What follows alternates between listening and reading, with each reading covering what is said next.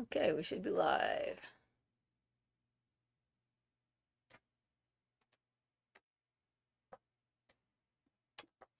Gotta move that over so I can see it. No, Well, we may be on the wrong camera, but or the one we don't usually use, but it seems to be working. it is working. All right, awesome. At least we know it's working. I don't understand. Computer was working fine, and then one day it just decided we don't like that anymore.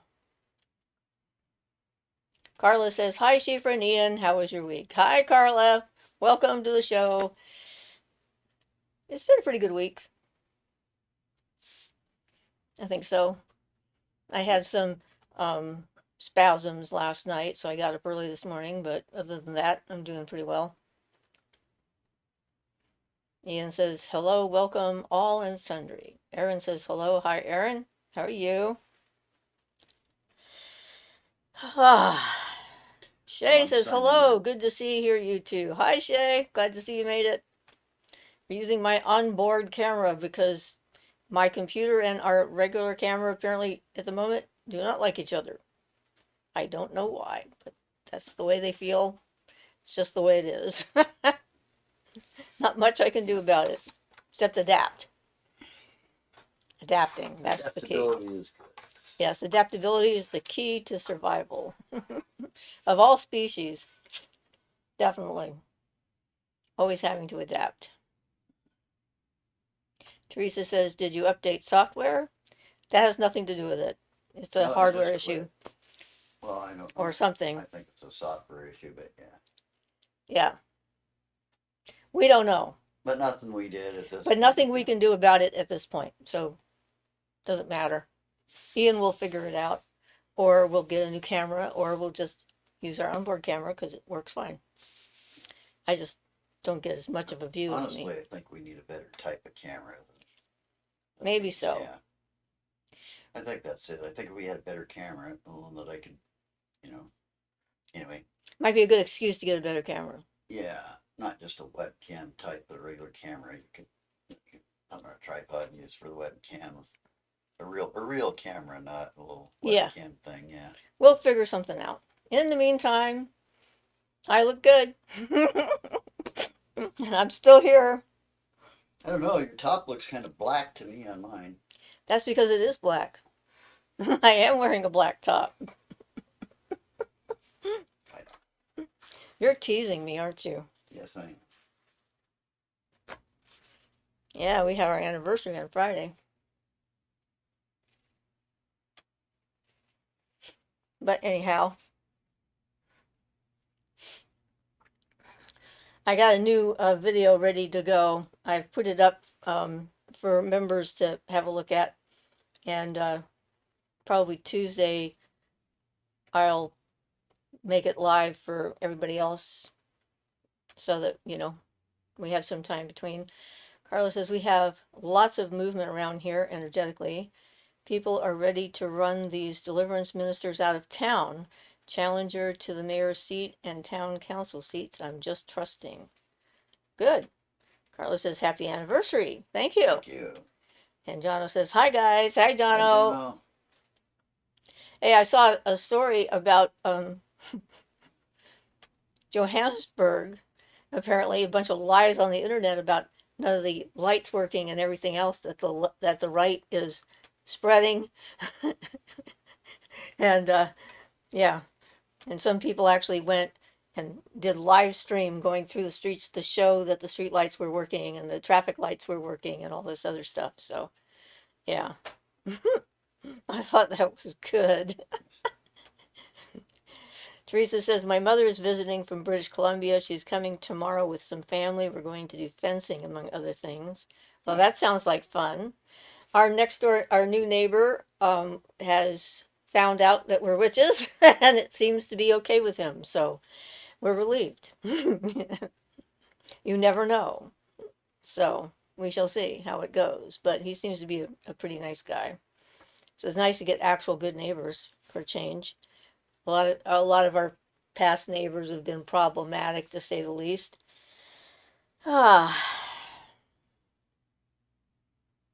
looking forward to the upcoming psychic self-defense class on Wednesday afternoon.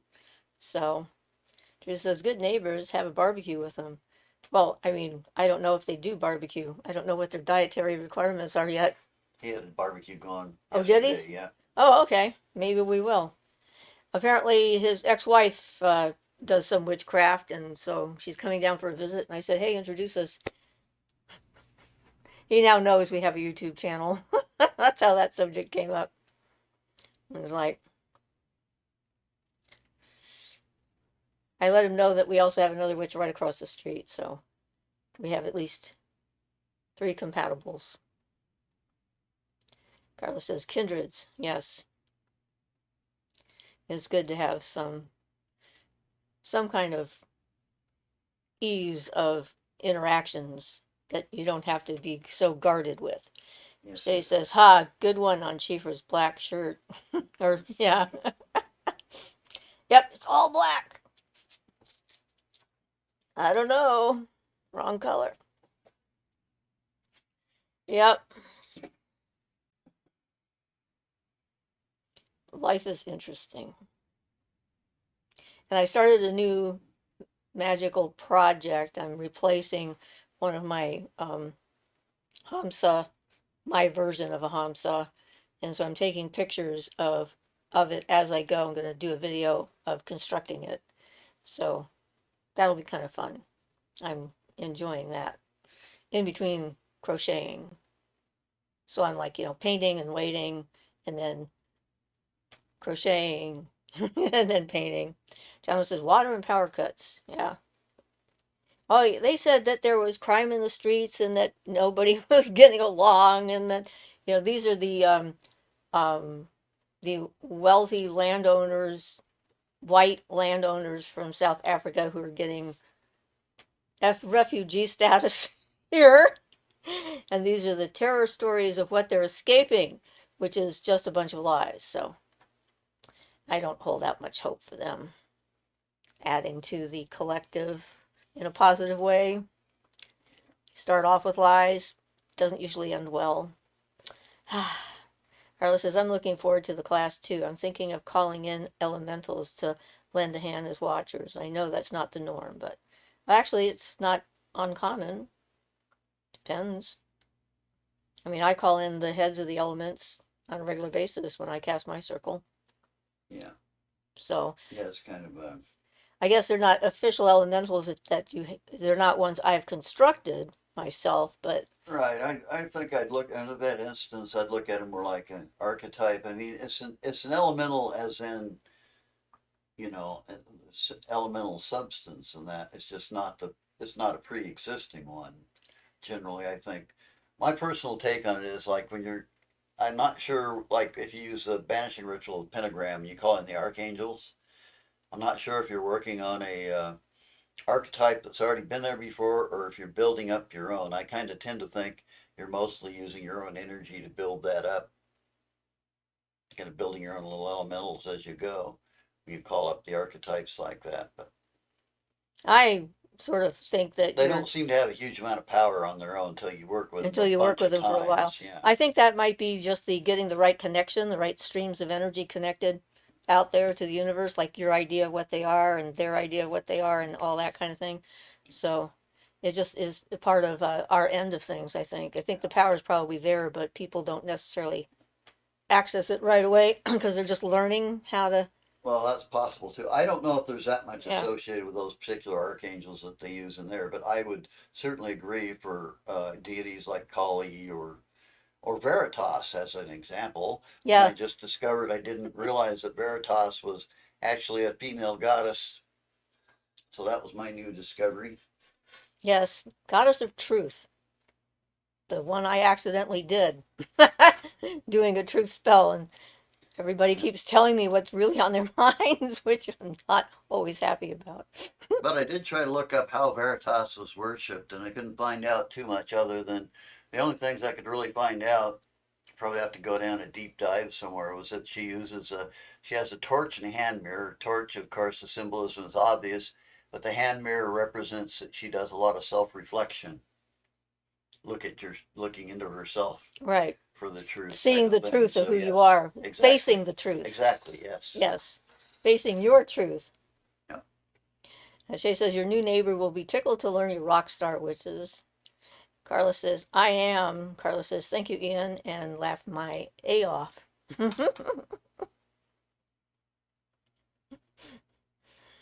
Life is just so much fun. I'm rather entertained by it at the moment. Granddaughter decided to go for a camping trip and didn't tell me or her mother. She only told her other grandmother. So we just found out why she hasn't been calling us back. I'm like, yeah, we're going to have words when she gets back from this spontaneous camping trip. She needs to let us know before she goes. Where are you going to be? You know? So if we need to send help. But I find it was interesting because I did not know that she was camping. And last night before we went to bed, I was trying to figure out where she was. And I kept seeing her in the woods. So I guess I actually was seeing where she was. So I thought that was interesting. It was like all of a sudden there's just all these trees and everything. And I'm like, huh, okay. So when I found that out later this morning, I thought, okay, I guess I got that right. Interesting. She'll be happy to know she can't hide from me. I can find you, even if you don't tell me where you are. Oh, youngsters. And we got some weeding done this week, so that was kind of nice. I had to cut back my rosemary. It is taller than me by quite a bit. It's actually taller than you, I think. Yeah, could be. Yeah, it's pretty tall. Um, and the lavender that's next to it is also like spread it out like crazy. So was trying to cut it back a little bit. Teresa says, inconsiderate people bother me. Basic manners are not so hard. Yeah, she knows better too. So she'll probably figure out she's going to get some tongue wagging. Is that what they call it? Finger wagging, tongue lashing. Yeah. I don't know. That's a word. Yeah. I wag my tongue. Lash somebody with it. Yeah. I used to make faces all the time when I was a kid. I would practice in front of the mirror and make weird faces in the mirror. Do all kinds of strange things. Also did the shampoo. I like put shampoo in my hair and then make all these different hairstyles and look at what they looked like with my hair up and all poofy, covered in suds. It was kind of fun. I rather enjoyed that. Probably was hard to on the rest of the family to get to use the bathroom when I was in that kind of a mood. Yeah. But it's good to have some positive memories from childhood anyway. They're few and far between, so I value each one of them when it comes out. So what do we want to talk about today, guys? We're ready for a subject here, now that we've all caught up. Haha. My water's over here. It got moved. Okay.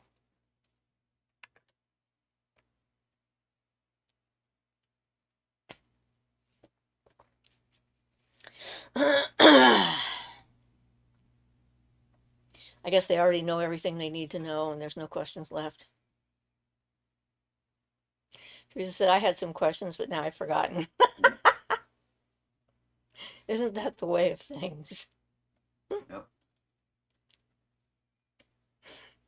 That's okay. You'll have questions when we have the class.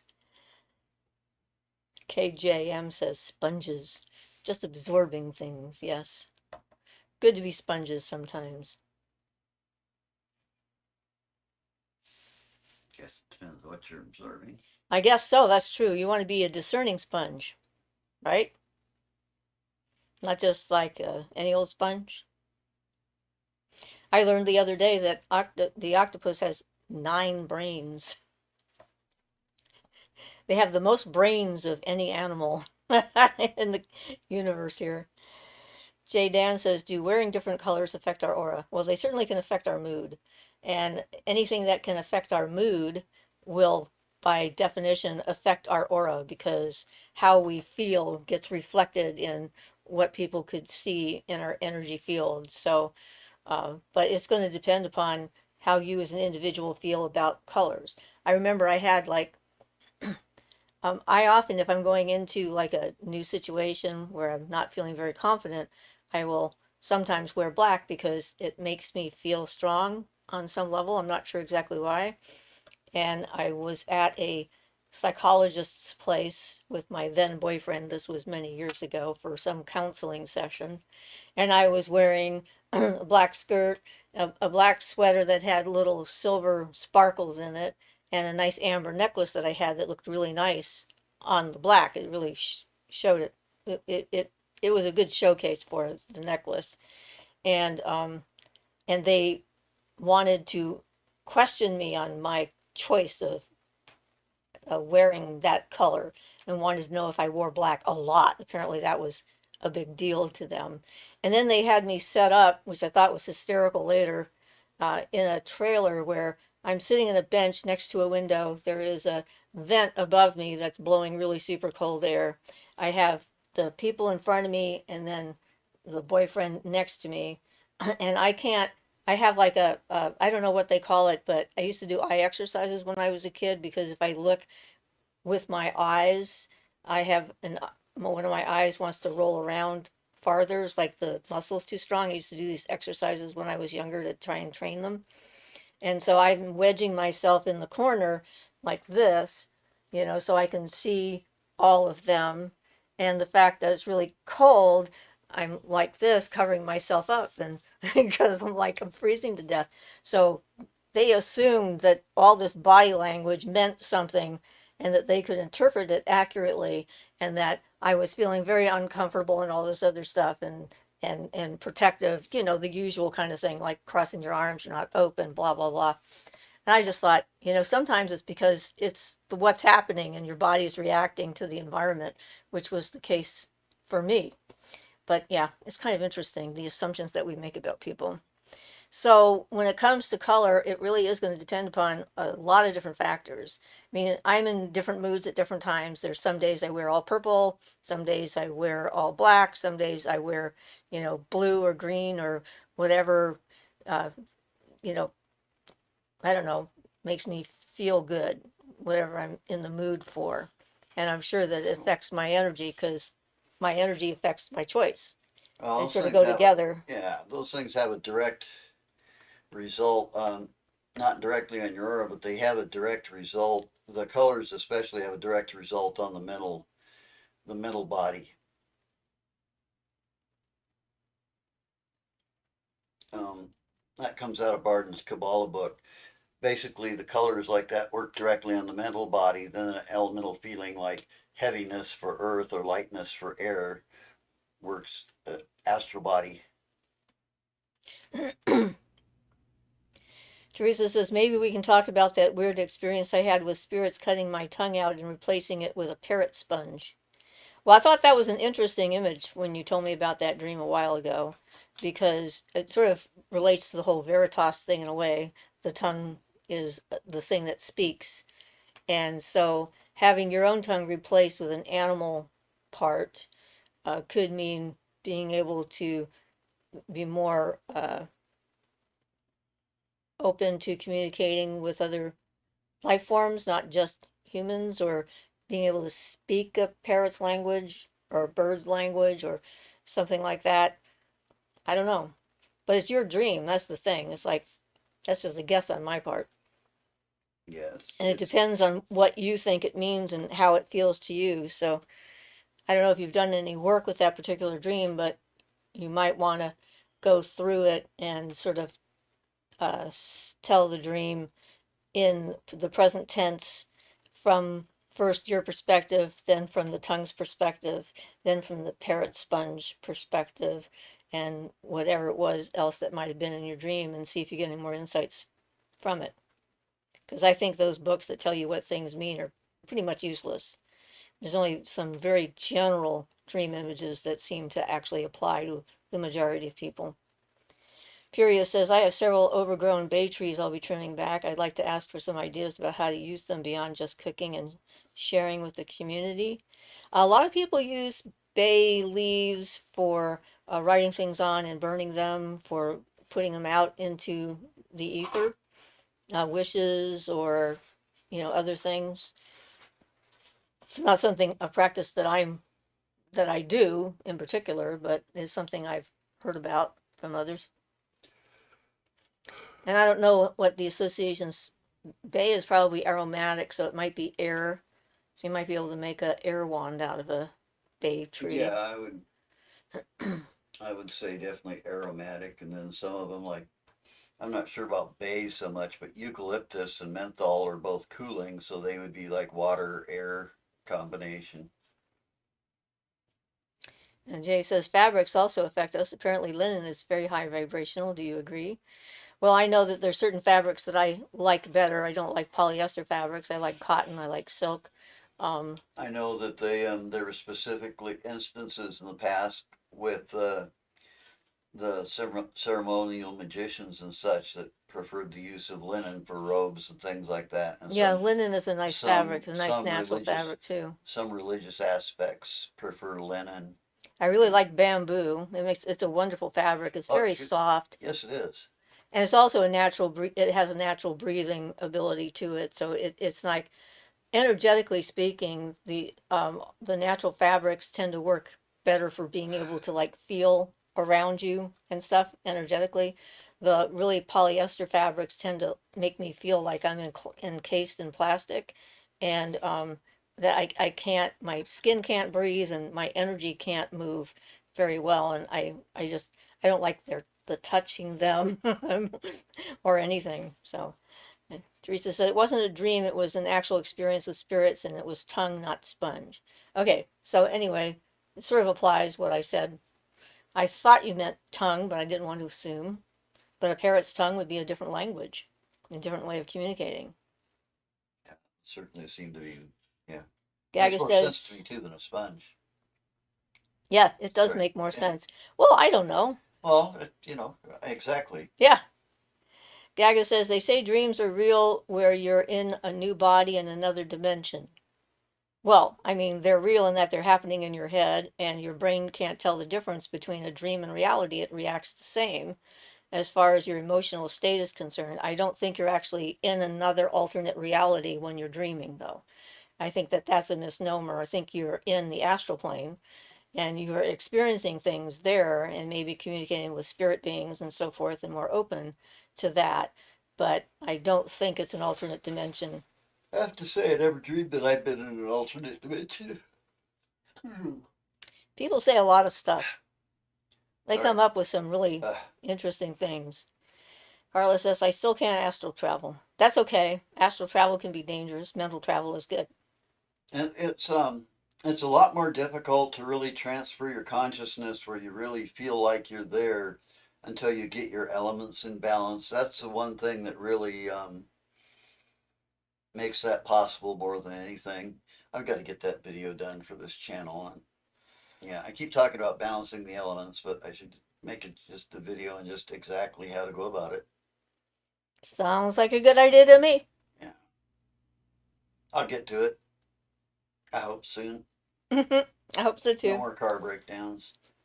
April says, hello, lovely. Hi, April. Welcome. Yeah, I mean, everything we do is going to affect us one way or another, you know.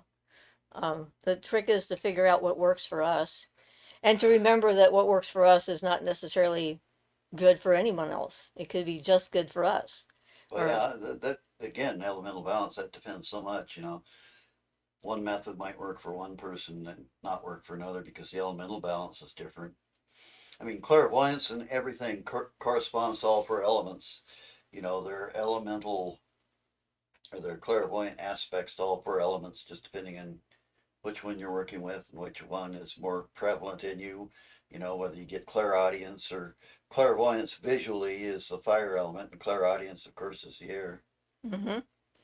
Well, I thought it was, pretty cool that I actually Clair knowledge is air. saw my granddaughter in the woods and then found out today she's camping. So I was like, oh, okay, cool. Yeah. Sandcat says, hi, everyone. Hi, Sandcat. Carla says, elemental balancing, elemental watchers. And thank you again, Ian. You're welcome. Shay says, Ian, that will be a very helpful video for us whenever you're able to make it. Yeah, it should be soon. I mean, I don't mean like tomorrow, but maybe within a couple of weeks, I hope. Well, at least Whenever I get we have ready for it, yeah, the yeah. vehicle things at the moment are good, and we're hoping they They stay good stay for at least good, a little while, yes. at least for a bit. But yes, sometimes real life gets in the way, or I'd say physical life.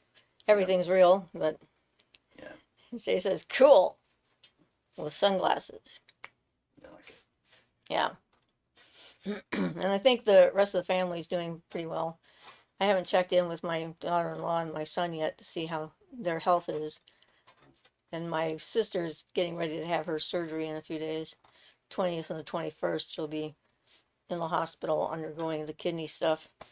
So this week we should get all that behind us. It's going to be a busy week. Up in Thursday's the only day nothing's planned at the moment. Wait, I'll find out something has to happen on Thursday and I'll find out what it is. April says, can I ask a question? I was trying to walk through mirrors. I know it sounds completely nuts, but when I was a small child, I would see a woman walk in and out of one of our mirrors. Well, that's not That's nuts. not so nuts. That's one method of mental travel that Barton talks about. Make a magical mirror and then you travel through it. Use it as a gateway to wherever you want to travel, to the astral plane And or spirits wherever. often Yeah, use it as a method of traveling. yeah. That's why when you're doing protection, like, in your house, sealing your mirrors is a good idea because then spirits and things like that can't come into your space through the mirror. So Carlos says, blessings to your sister, good energy sent. Gaga says, I like hearing about elements and energy. It resonates with me. I was really happy when you guys told me about Franz Barden. Really good information to me. Glad to hear it. Good, he's a good person. April says, wow, thank you very much for answering my question. Well, you're welcome. We like questions. That's what this is for. So, Yeah, makes us yeah. think, keeps us on our toes, keeps my brain active and alive and working properly. So I don't get like stuck in my own head. I walk around. I'm falling asleep because of that muscle relaxant. Muscle relaxants can do that to you. Yeah, that put me to sleep. He was sore.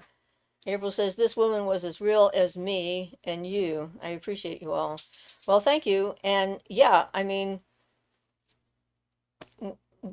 my guardian, higher spirit, or whatever, I saw her fairly often when I was a child. I didn't see her going in and out of mirrors, but I saw her in my room, you know, and I thought she was really there. So I understand that, and they definitely can be.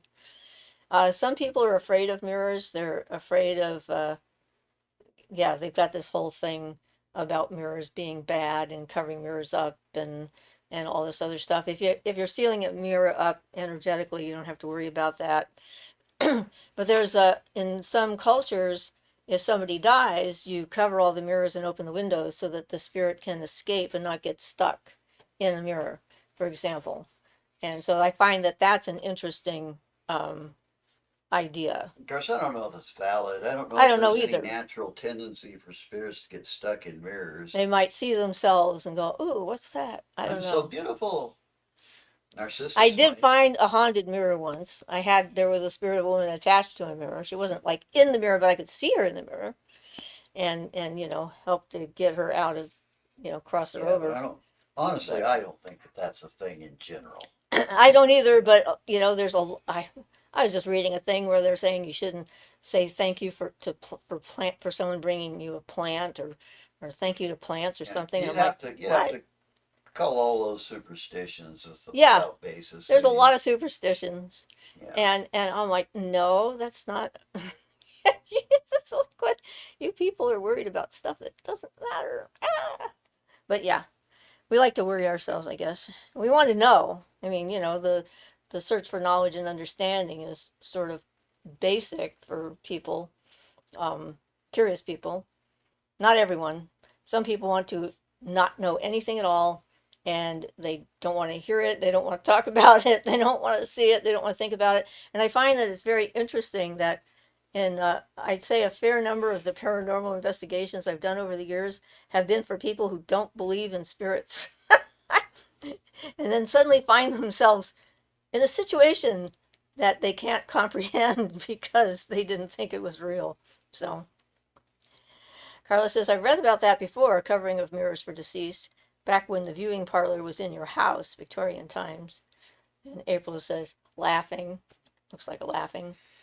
Plus, I don't know how much of an influence that the old Spiritism used to have on that, because for a while that was very popular in, like, Uh, I think like the 1920s and that. is that when they Um, were trying to make, and pretending to make ectoplasm and, well, that became part of it. I mean, originally it got started by people who were seriously interested in the subject, but yes, then there became all the charlatans and things faking it and all that.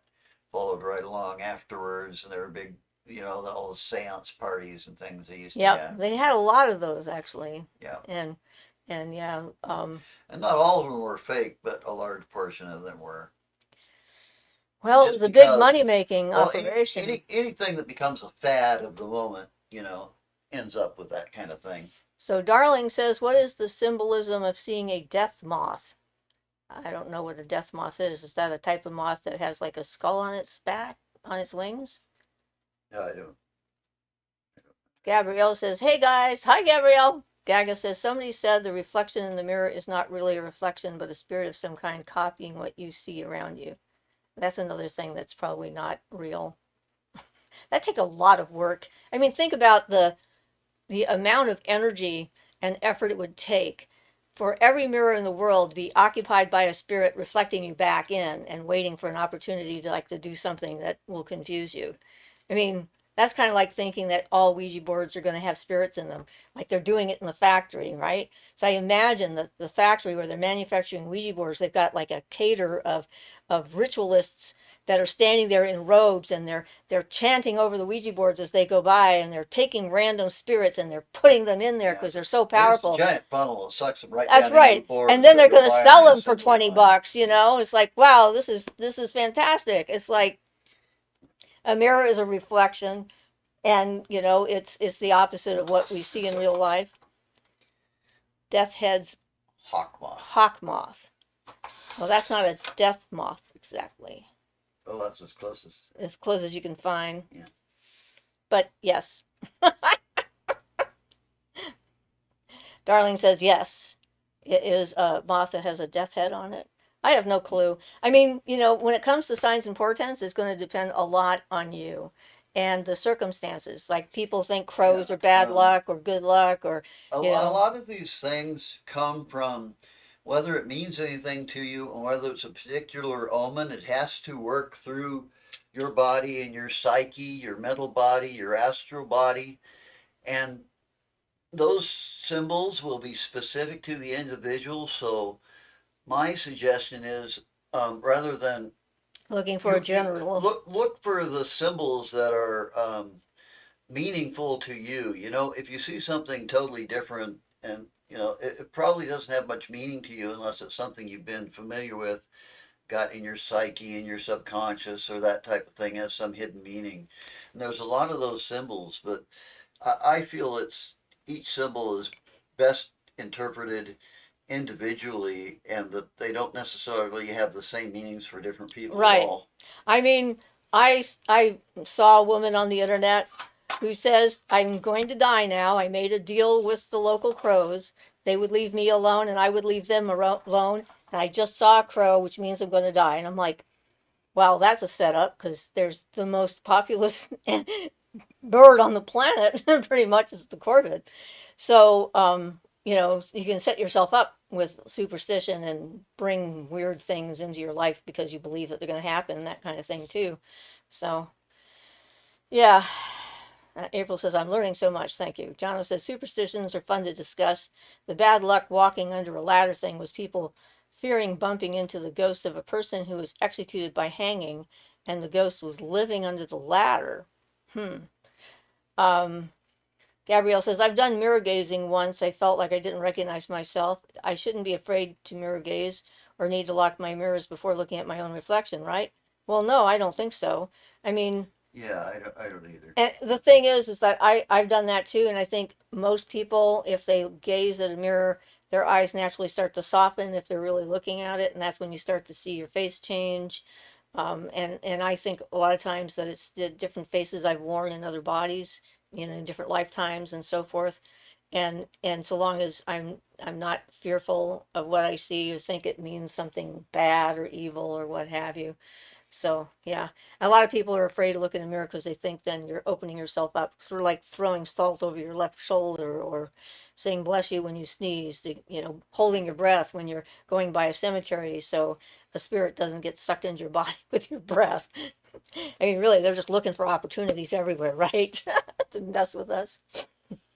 Big problems when they interrupt your bum when you're taking a poop. Oh God, that's Sorry, not good at all. sorry. Um, Better so seal that hole. Gabrielle says, why should people be afraid to gaze into their own eyes? It felt healing to me to be with myself, and just being with my own self should be safe.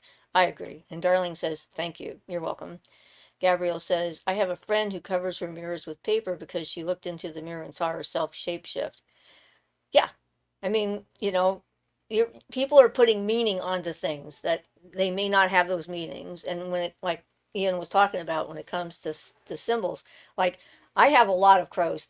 I see these things. If you have this many crows, it means one thing, and they go through this whole list. And I'm like, so what does it mean if you have 60 crows on your lawn? It means you're feeding them peanuts, and they like you, and they feel safe eating peanuts off your lawn, is what it means. But then there's times when they do things that are out of character, and it tells me that they're sending me an actual message and that there's something I need to pay attention to. Like when my house was surrounded one day by crows on every surface around my property, and they were all facing my house and yelling at my house. And I knew what it meant in the moment. And so, there's that. And yeah, animals get bad reps constantly. I mean, they killed most of the cats in the world during medieval times because they thought witches used them and that they were connected to the devil, and the poor cat had nothing to do with it. So, In fact, they're killing the one thing that helped kill the rats and help, you know, yeah, keep the bubonic plague away, and they killed all the black cats during that too. right. Yep, that's one of the All theories the is that cats, yes. the fleas propagated because there were no cats to kill the Yep. rats that carried the fleas that carried the plague. But yeah. So yeah, we're really good at projecting our own inner stupidity sometimes on other things. So Rachel says, I remember a woman who I was learning from wanted to teach me how to communicate with my ancestors through mirrors. I was scared at the time. She said you would be able to see them and talk to them. That might be an interesting method for communication, especially to your own ancestors, like through your bloodline, I suppose. It's going to depend. Well, yeah, you can. You really can to a certain extent do that. It all depends on the approach and everything. So Gabrielle says, I think it's a healthy thing to see what you are or who you've been. Teresa says, what is worse, superstitions or YouTubers supposedly channeling Princess Diana who will answer your questions? I don't know. They could be equal in the what uh, realm. Gabrielle says, yeah, that's crazy. I think it could be a good thing if you're accepting. And Well, and then laugh out loud, Ian. And I like crows, and the vultures are cool too. yeah, well, yeah. To see who or what you've been, you have to be careful with that because if you go to learning your past lives and really remembering them before you're prepared for it, uh, you'll become feeling responsible for past bad deeds and things you did in your past lives, and those will be brought forth to your current life, and you can end up suffering a whole lot. So you have to be careful about exploring past lives. Yeah, generally with mirror gazing, you're just getting quick glimpses, you know. But if you So, you know if you're using the akaja with the right. mirror, then you could be looking into the past, and that's And I agree. I yeah. mean, unless you're ready for it. Because That's you're, why, you're you're probably not. You probably didn't have a past life that was a peak of development. You're probably at that point. Your current life is probably the peak of your development if life is going along the way it should be. So anything you remember in the past isn't likely to be. You're not likely to be a queen or royalty or something. Well, I just love how many people have been kings and Well, royalty in the past because, I think there's some of about them might have been, but it's a pretty rare thing. I think there's about 150 reincarnated Croleys out there at At this point. least there's probably more, I would assume. You know, Israel Regardi and somebody else. I think it might have been Lon Duquette, but I might be mistaken. They were once going to collaborate on a book and call it Liver Nuts, N-U-T-Z, that was interviewing all the reincarnations of Crowley. Oh, that would have been fun. Well, I think it would have been, but apparently they decided not to do it. But Yeah. Oh well. Regardi wrote about that somewhere in one of his books. So Beth says hi everyone, and Rachel says thanks, you're welcome. Jono says hi Beth, and Beth says hi Jono. Carla says seriously Teresa, I'm going to have to look that up. The woman who's channeling Princess Diana. Um, Beth says, very true, Ian. And Gabrielle says, yeah, I'm not trying to go digging. I just want to connect with my essence and feel like I know myself. Well, I was a yeah, male farmer in a past life and an artist. Nothing special. Yeah, I remember quite a few of mine, and most of them were spontaneously remembered, but, and there were some of them I didn't really care for. I went through one when I was being led through it, and I was the most reluctant subject on the planet. I wasn't going to give the person who was doing the guided journey any information unless they asked me a direct question. I was like, not talking about that. Jono says Gabrielle Barden's black and white mirror is designed for that. Getting to know yourself. yeah. Shay says, hi, Beth. Beth says, hi, Shay. And I should point out too that there's nothing wrong if you're past. You can reach a point in development where your past lives won't bother you, and then it's okay. And if you're developing the Kundalini at some point in the Kundalini development, that happens naturally. So that's my feeling is that you'll naturally remember the things when it's time. If it happens naturally, you don't have to worry about that kind of problem.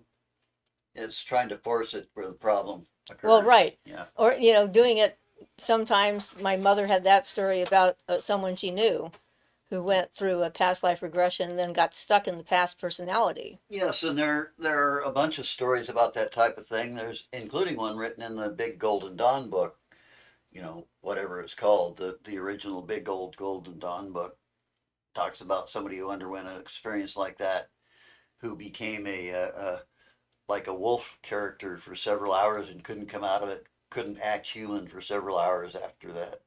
I don't remember what the deal was. It wasn't reincarnation, but she got herself, Transference, yeah, something something like like that. that. Everyone's saying hi to each other. Gabrielle says, yeah, that makes sense, Ian. Gaga says, does setting up an altar for a specific spirit really work? If so, how can you hear it? I heard people use candles to understand yes and no questions. I don't know. Setting up an altar for a specific spirit does work if you set it up with things that are in harmony with that spirit, and especially if they've been used for years for worship of that spirit, that type of thing. So use the traditional symbols and things.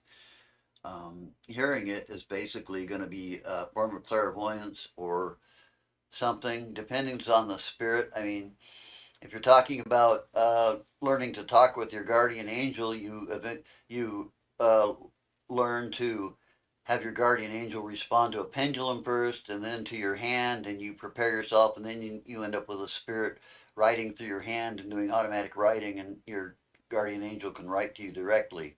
That's before the point where you can actually travel out and just contact your guardian angel directly and talk with them directly.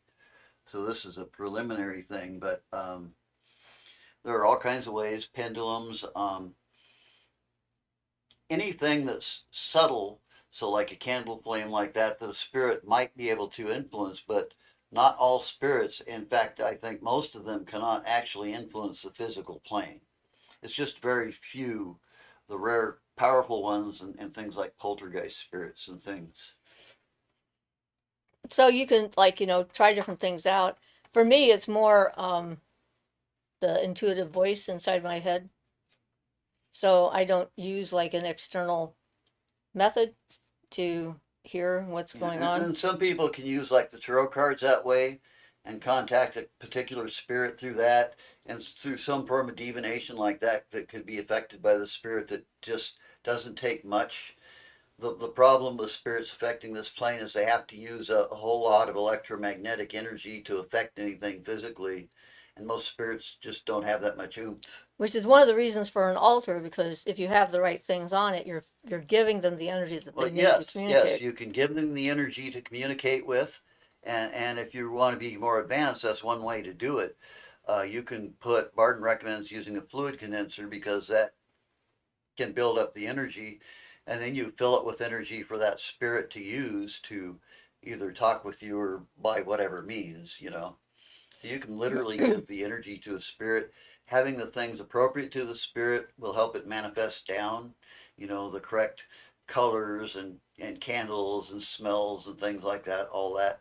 Or food or whatever it Yeah, is. whatever it is associated with that particular spirit, whether it's a god or a goddess or a human deity or, you know, a human being or an animal spirit or so girdling the earth, whatever. Yeah. Yeah.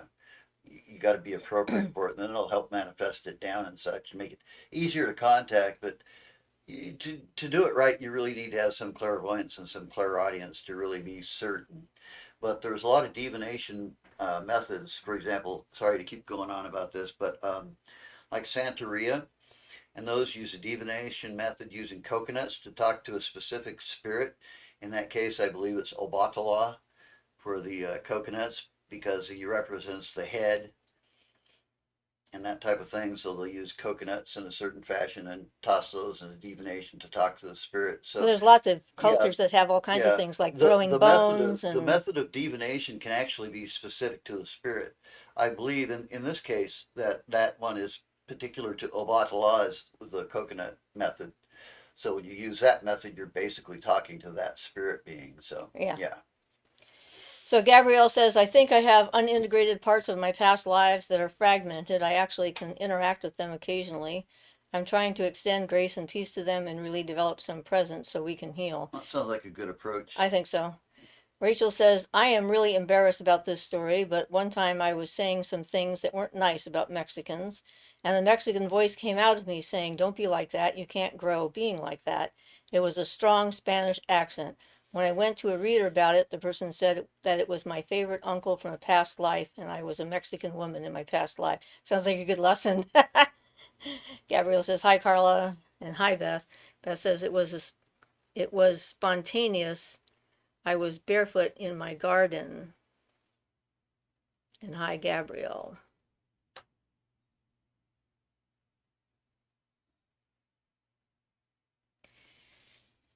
Teresa says, so are deities who are especially worshipped with many devotees more powerful than those with fewer devotees? Well, if you're talking a generality, but that's a very general aspect because, um, you know, if the deity is being worshipped by, say, 5,000 individuals who just say a one sentence mantra to that deity a day, compared to one that's being worshipped by 50 people who really know magic and really know what they're doing and have the concentration, the one worshipped by the 50 people would be a lot more powerful. So, in general, mass counts, but focused concentration and stuff count a lot more. So it really depends on who's doing the worshiping and how the deity was, you know, what the deity was like, what its qualities are in the first place. Yeah, but I think that's not a bad notion. I mean, Yes, when you're trying to work with in it, general, the right. more use I it mean, gets, like the there more are some powerful it's going deities to that are be. just so well known and you see them everywhere. Like some of the Hindu Yeah, deities, like Ganesha, yeah,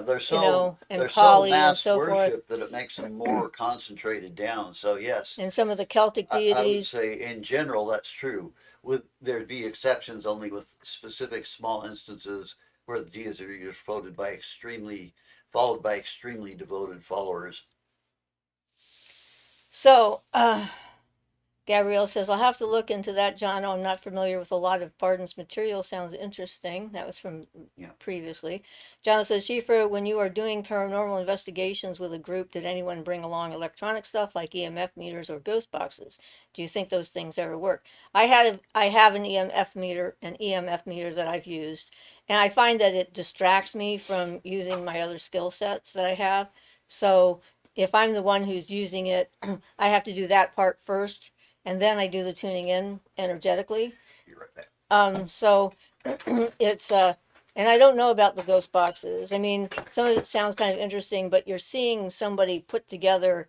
Yeah, I've not worked with them directly, so I don't know what it sounds like without being modified in the sense that, they do the clip that they think is important, and then they tell you what the clip is saying. And once you hear what the clip is supposed to say, that's all you can hear, and whether that would actually sound like that without being programmed already with the information. So, it is an interesting thing. I know that um, some things can detect energy in different ways, and some of the stuff that they're doing now is pretty fascinating as far as that goes. But yeah, I use DMF meters sometimes to find out if a spirit was around because it will react to that, but mostly to find out whether there was EMF leaking, like from wires or from electronic equipment and stuff like that, to help explain what was going on. Because if you've got a really strong EM field, it can make you feel like you're being watched, makes your skin kind of crawl, can give you headaches. And so it can have some of the same effects as an actual haunting can have, and having a real spirit there, and it be just the energy field itself if it's a strong enough EM field. And so, trying to determine what exactly is going on in a place, and also whether there's some really bad wiring issues and someone's going to have their house burned down if they don't take care of it. So, yeah, I find it interesting and useful. In my office, when I had my office, I checked the whole office, and there was one spot right in front of the front desk with the computer power supply in that particular computer that was really putting out a big EM field on the other side of the counter. And people stood in front of the counter to make appointments and stuff like that. So I told the people who were in charge of that part, the chiropractor's wife and staff and so forth, where the EM field was. And so they rearranged their front so that people wouldn't be standing right there, and they would be wanting to stand over there where there wasn't an EM field. So I definitely find it useful. And Carla says, that's interesting, Rachel. I once had someone tell me I had a past life in Indonesia because the first word spelled out from spirit was Indonesian slang for you know. Shay says, wow, this information about feed and giving energy to spirits through the objects on one's altar. I remember putting food offerings on my altar at Samhain after my mother died years ago. Thank you. Yeah, and the jar we did with you, the honey jar, we were very specific about adding the kinds of energy we wanted to have in it. And Carlos says, my question for that dowsing session was, who am I speaking with? My oracle card suggested tobacco and cedar as offerings. 'Tis the season to sprinkle pixie dust. Beth says, me too, Siofra. No equipment for me. I like to go in authentic without distractions. Yeah, I mean, I'm sensitive enough that I feel these things, and if my other part of my brain is focused on this thing in front of me looking at a dial, it's like, yeah, it engages the other half of my brain too much. So, um, Gabrielle says, that's cool, Rachel. I think I might have been a white woman who didn't like blacks in one life, and I'm what? Like, oh my God, I was a little bigot. Now I'm a black and Mexican woman. Talk about full circle. Talk about getting to know the other side of things. Yeah.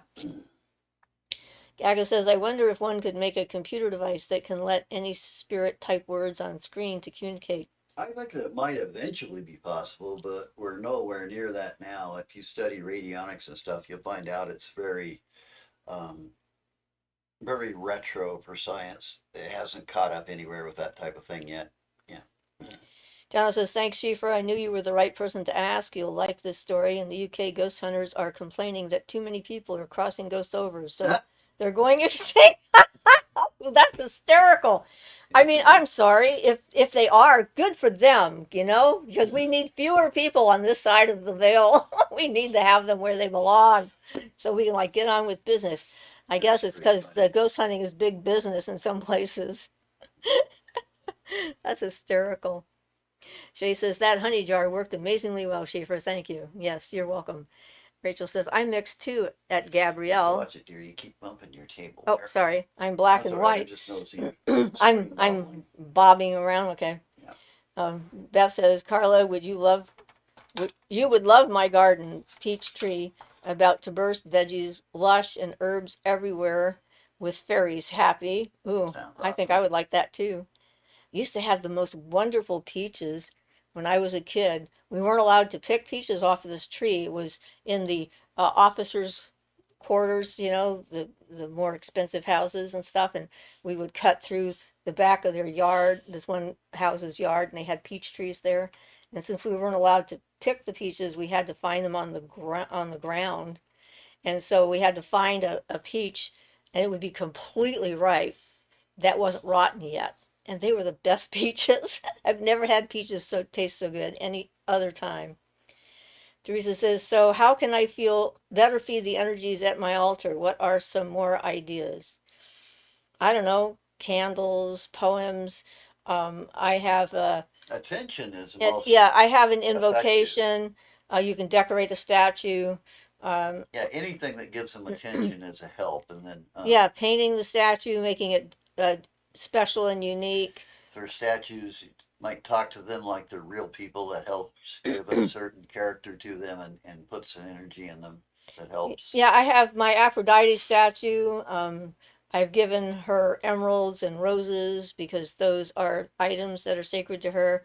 Uh, our other statue, the one we did the enlivening story about, or my Aurora statue, she has a necklace of, I think I have iolite around her, and I do a lot of gazing with her, and I have in a prayer, whatever you want to call it, that I say most mornings to acknowledge her presence and, tune myself, as it were, to her energies and that kind of thing.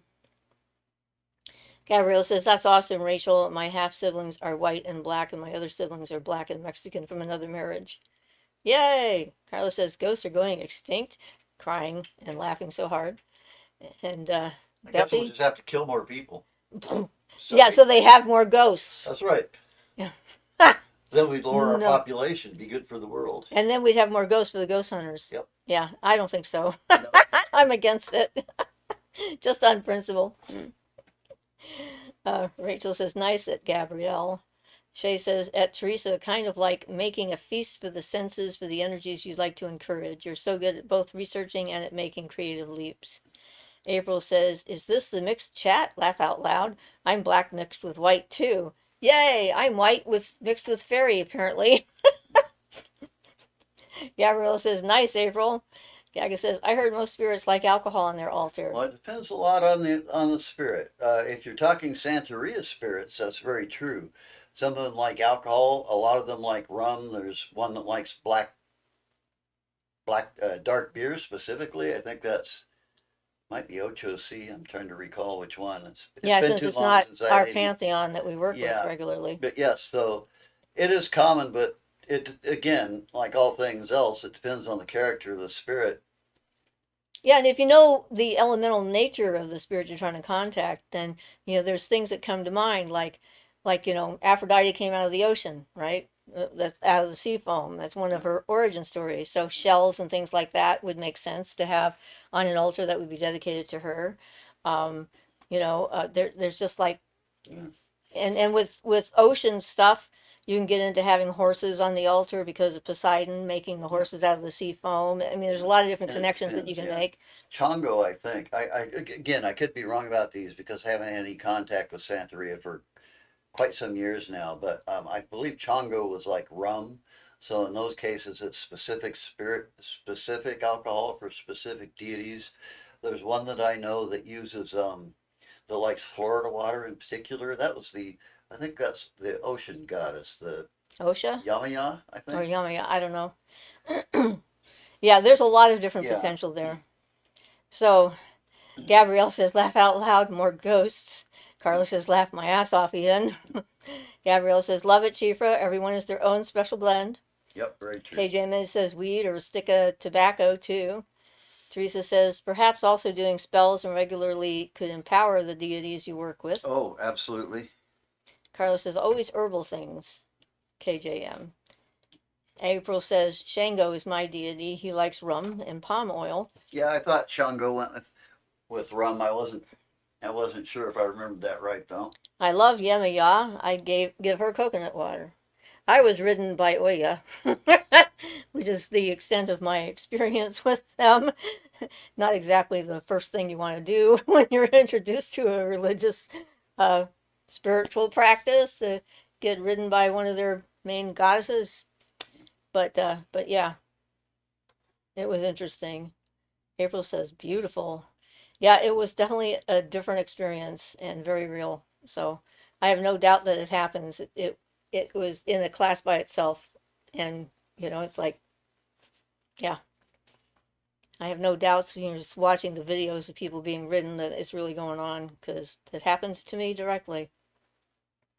I think that direct experience can, um, short circuit a lot of dismissive, uh, natural dismissiveness and distrust of other people's experiences. So I try to keep an open mind.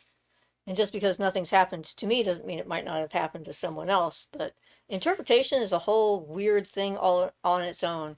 Trying to interpret the things, we tend to get stuck in human conceptions Right. of how things are supposed to be arranged, and not necessarily accurate. We like to put a narrative to it that makes sense to us. And they may not need a narrative. If you can get to a point where they don't require a narrative, you can discover new things, completely different, out of the box kind of thinking. So Gabrielle says, is the Kundalini goddess possession too? Not exactly. There That's is a a that's goddess a of Kundalini, Yeah, though. that's a whole nother deal because the Kundalini is an energy too, and the goddess is associated with the energy and controls the energy. And when worship, she can awake the energy in you. And Christians have compared it to possession, but it's not really. It's not exactly the same thing. It's an evolutionary energy that might make your body move in some strange positions, and but mostly the strange positions are actually yoga postures and things for clearing out your energy. So that whole thing with the Kundalini and as the goddess and the energy is a little kind of a different from other deity aspects. Well, I think that, if you can connect with You with could worship the with same the way. goddess Kundalini, Yes. then the experience of ecstasy that can generate really helps too. It Right. sort of Well, makes it and vivid and real. it's good to worship her when you're trying to awaken the Kundalini because you want her cooperation to guide it and so that you don't have Yeah. nasty things happen from excess and So things. Gaga says, is Toth a good deity to learn from when it comes to the elements and energy? Toth is the god of knowledge Yeah, and magic. Mercury. Yeah, And so, yeah, I Mercury would think so. aspect. Yeah, any Mercury aspect like that. Yes. That was one of the things Crowley had a Toth invocation that I can also almost remember the name of it, but it's too long ago since I've used it. We have a And Toth. oh, I know we have a Toth invocation there No, too. we So have a Toth. I know, The god, I know, yeah, I understand. that's what I was saying, that we have a statue of Toth. So I like him. Okay, so Gabrielle says, yeah, people shouldn't argue with people about their own experiences. You have a universal presence, so it makes sense that the gods are compatible with you. Thank you. Yep. April says, this channel is very informative. Awesome.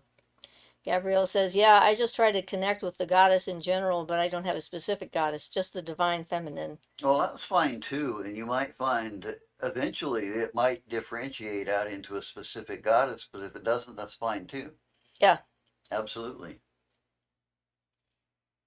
Yeah, I remember reading a story about two witches who were both going through an experience of meeting the goddess, and they were actually seeing each other and thought the other person was a goddess, and then they argued about their experience.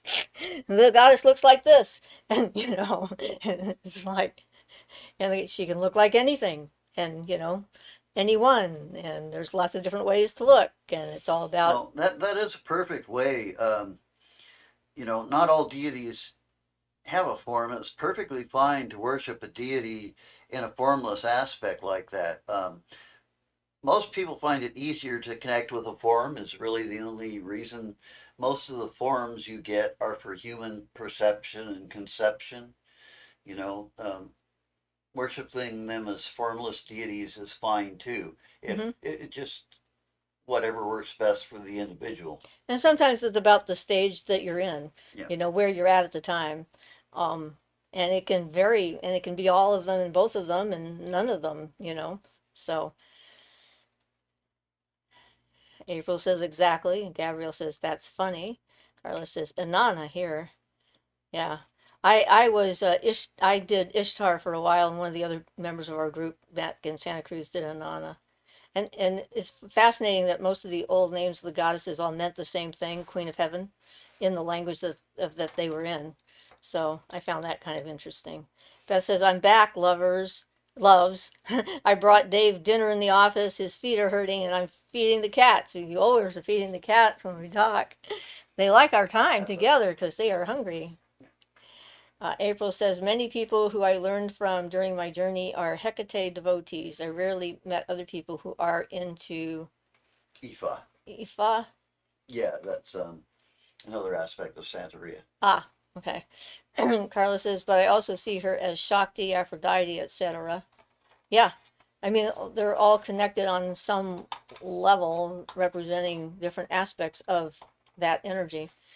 Gabrielle says, yeah, I think I like the formless aspect because it keeps me from getting preconceived notions, but I'm open to however the goddess manifests. And that's a very, very good point.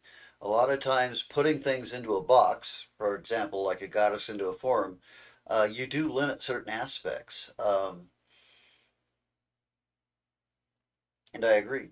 Yeah, You know, that's you don't want to impose limitations on certain things. You know, your own human limitations and not realize the full potential. So I think that's a pretty valid point myself. because they encompass not just Yeah, humans. you know, anytime you box something in, you're limiting it. When you describe it, you define it, you're limiting it in a certain fashion. But it's usually for your own human understanding. But that means you exclude certain aspects which might be valid if you don't limit it precisely. So that's a problem of putting things and defining things into boxes too much. The mind is not the ultimate arbiter, as uh, Eckhart Tolle uh, says. You should be beyond it, able to observe it, but not in control of you. Sorry, I'm about to go off subject, so I better not. But it's true. Stop me there, yes. Yeah, KJM says yes, and Gabrielle says, yeah, that makes sense. I mean, you know, there have been some deities I've met that were very, very specific and surprising because they just came and there they were, and I had no doubt about who and what they were. But that was how they presented. I wasn't looking for them, they just kind of happened. And yeah, there's so many different aspects.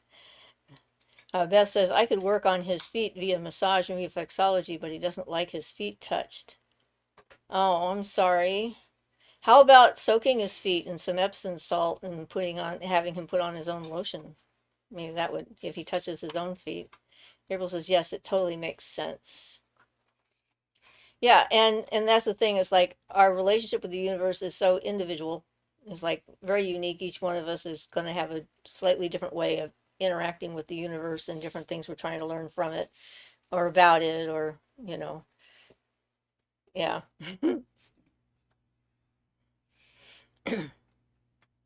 And not everyone gets into the gods. There's a number of people that are, you know, great in their magic and their spiritual development and so forth, and don't have a concept or need a concept or want a concept of deity. And That's true. it doesn't necessarily inhibit them. It just really depends. I really go by actions more than Yeah. beliefs. I honestly think most people will, if they follow the path long enough, they'll end up with certain deities they feel attracted to. But Well, one of the just other in witches general, down but around Ashland and I have sometimes talked about this, and but she it says doesn't they don't require. believe in the gods until But one shows up, and then they have no choice. I kind of like that idea. You know, it doesn't Yeah, really, you know, the path doesn't really require worshiping a deity to start on it and to move along it. For example, Zen.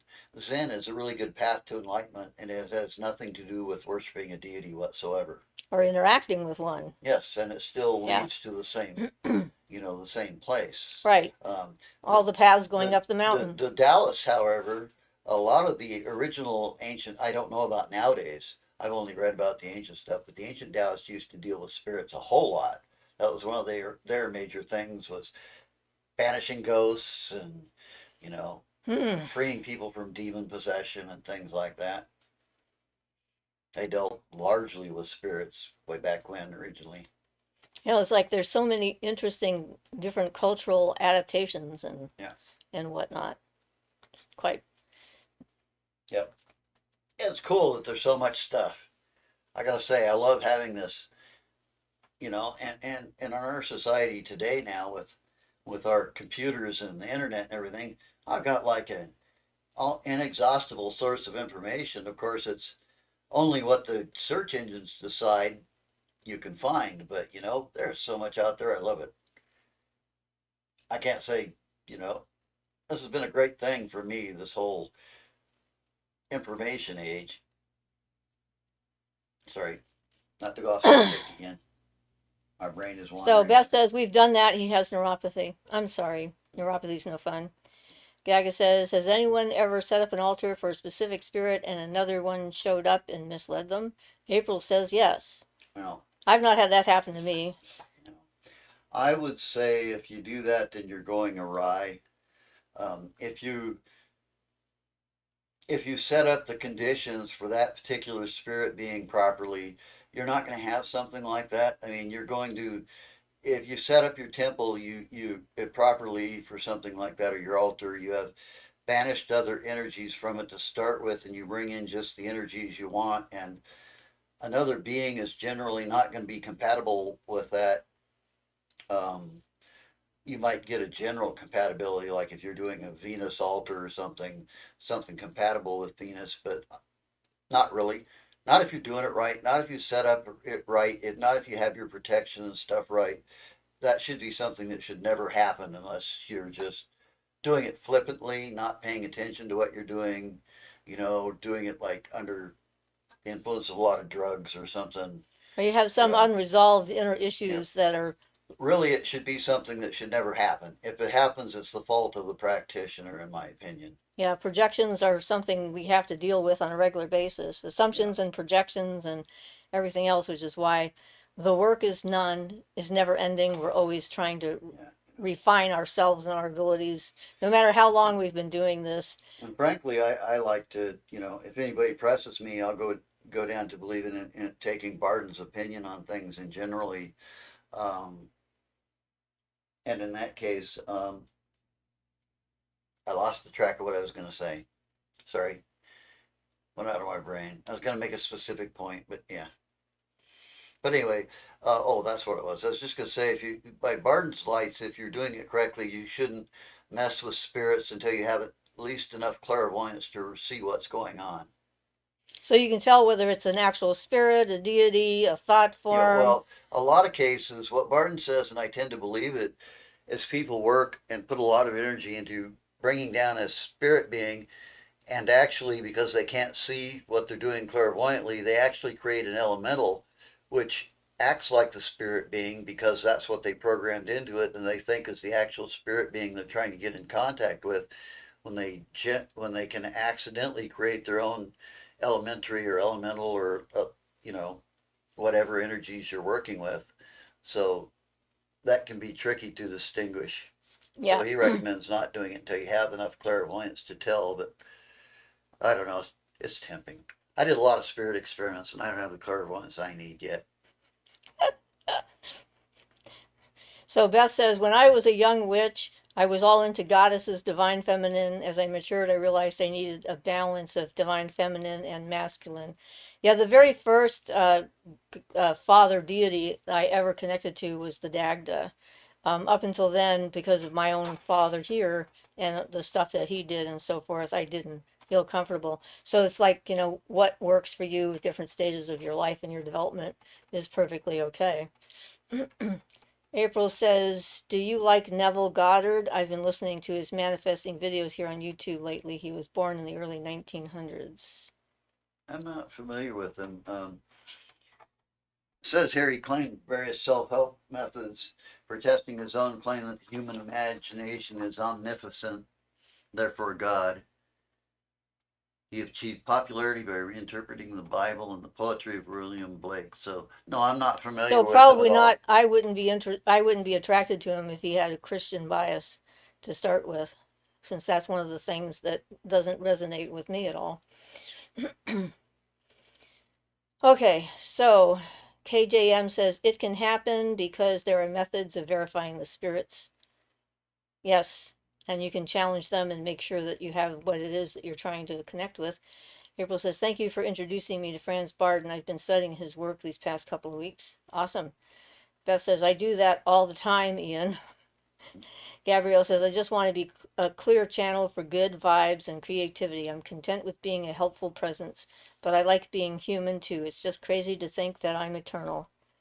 Well, being in a life and experiencing this as we do experience it is the thing I think that's important to take with us when, it's like, yeah, I like being a human being as well.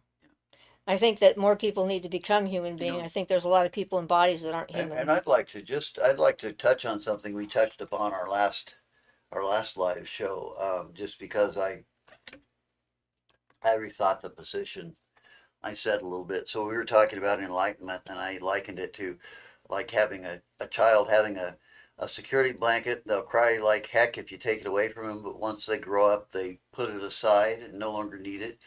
Well, I was talking about people getting enlightened and saying that you don't need to fear it because these things naturally drop away as you don't need them anymore. You mature out of them. Well, I made the mistake of making it sound like you throw these things away and you don't need them. They're still there and you can use them at will, like your mind, the things that drop away.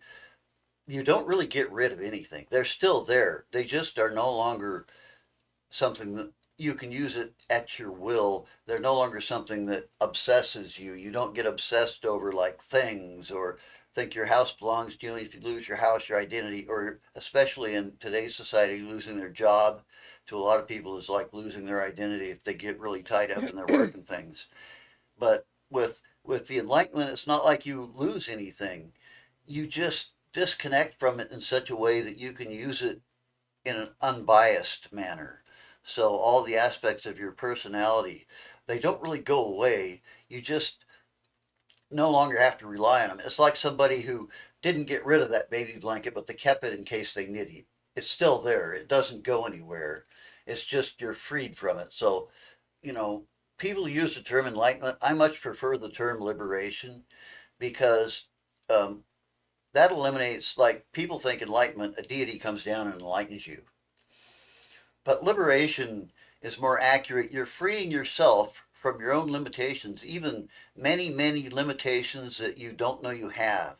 Limitations that people don't know they have that limit them from being that divine being we were talking about, that divine will,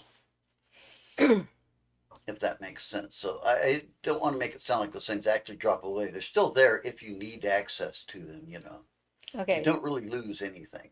so Gabrielle says, or Beth says, Gabrielle, you're eternal, magical, and dearly loved. Gabrielle says, yes, to appreciate the experience and sink into it is good, and that makes sense, Ian. Star says, hello. Hi, Star. Gaga says, if you create a thought form of that spirit for that altar by mistake, I'd imagine it wouldn't be that smart to begin with, so you should figure it out, maybe?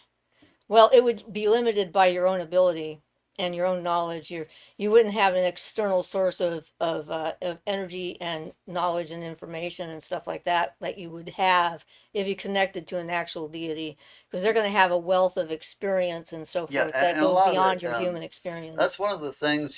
Two things. Number one, if you get a contact with an actual being, um, number one, it's kind of a shock. Whereas one you make yourself won't really be a shock if you accidentally create an elemental. Whereas if it's entirely separate from you, there's a little shock to the system. I don't know how to describe it. It's like the shock of recognition when you see somebody you know or something.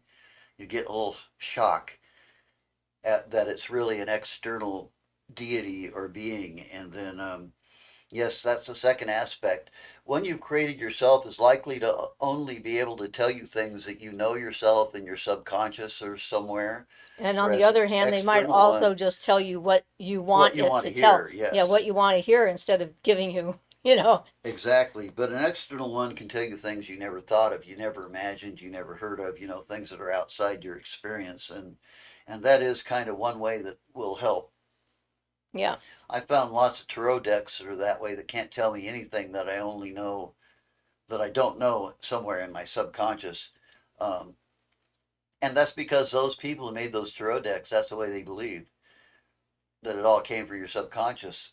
And then, so that's the only way it'll work for me. I can't get any information I don't know. One that works good for me for tarot is the Toth deck, Crowley's. Yeah. So, Beth says, hi, Star. April says, excellent point. Gabrielle says, thanks, Beth. And Beth says, Gabrielle, kisses. Gabrielle says, so if people feel lonely or scared, does that mean they're lacking presence or inner awareness? Because if we are God, why does God limit itself and make themselves lonely? I think what it means is that you're not understanding that you're so connected to everything else that's alive that it's the perceived loneliness that doesn't exist. When you know that you can, that the trees and the animals and stuff have consciousness, that everything that exists in the universe has consciousness. Everywhere you go, everything is. And therefore, our idea of loneliness comes from cultural, usually, because we're told that in order to prove our worth, we need to have someone else in a body that accepts us and acknowledges us and appreciates us for who we are.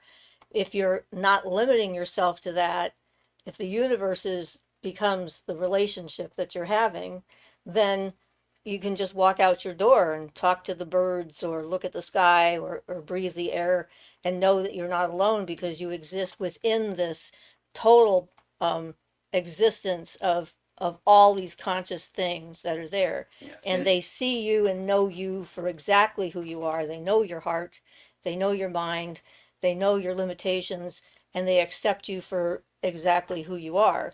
And I think that that's, being alone and being lonely are very different things. And in general, loneliness comes from that wanting an other that you can talk to directly that's in human kind of shape.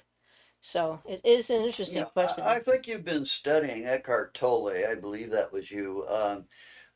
Look at the first. He answers that really well in the first chapter of his book, "The Power of Now," and talks about that specifically. But that's basically the answer. It is an illusionary awareness, and there are ways to go about removing that delusion from your consciousness. Gabrielle says, oh my God, that's beautiful, Siofra. That's exactly what I'm sifting out. Good. Carla says, the Toth deck holds nothing back for sure, Ian. Have you ever tried Lenormand? No, I've only tried about 4 or 5 different tarot decks, and the only one that's ever worked for me was the Toth deck. But I'm not fond of the tarot. It's too, I don't know, I'm just not fond of systems of divination anyway. Tarot takes too much time for me and too much effort to get a good answer and not get a flaky answer. I can't just do it quick and have it work So myself. Shay says, great response about loneliness. Thank you. You're welcome. Gabrielle says, yes, I have moments of feeling so connected to everything. Yeah, Ian Eckert talks about this. Yeah, I'm Eckhart Tolle is another enlightened person. I'm convinced he's reached what most people mean when when they say enlightenment. Again, I would call it liberation. For I think the term is clearer, but same thing we're talking about. Yeah. Beth says, Gabrielle, I feel it's the vessel experiencing fear, but you can pull back into peace. The universe supports you. Gabrielle says, thanks everyone. Hearts and prayers and Tears. happy tears, Yeah. I think. Yeah.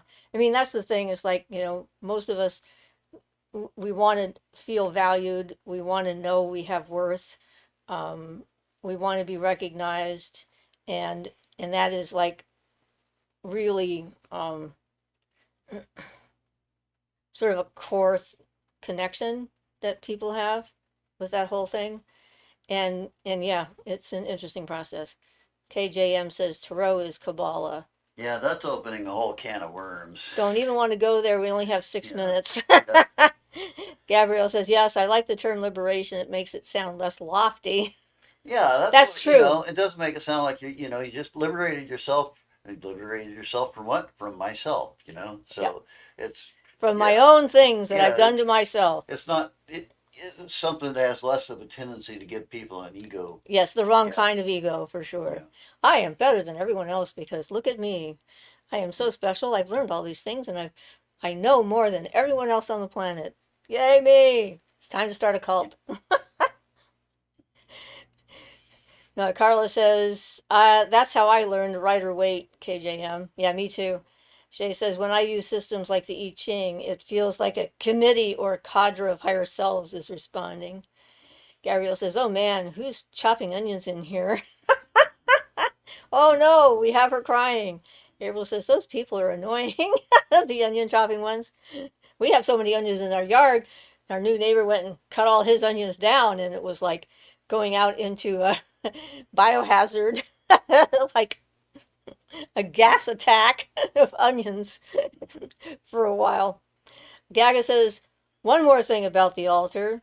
Can you set up an altar and end up contacting someone else's thought form of that deity? Not unless you really, I mean, I suppose it's vaguely possible if you had a really, especially if you had a really strong connection to to a person, say they were a, a life partner or a sex partner or something, it's possible that, Seems yeah, unlikely. generally I would say just keep your intentions pure and based in the one thing and don't mix it in with other things and you won't have any problem.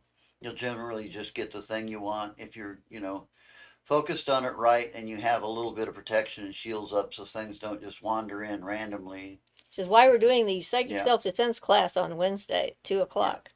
So all of you people out there, if you yeah. want to join, So I send guess me. you could, especially if you wanted to and you tried to do it. I'm certain you could if you tried to do that on purpose. It would be a little harder to do accidentally. Yeah. So yeah, so we're getting ready to wind And down. that's another reason why Barden says don't tell anybody.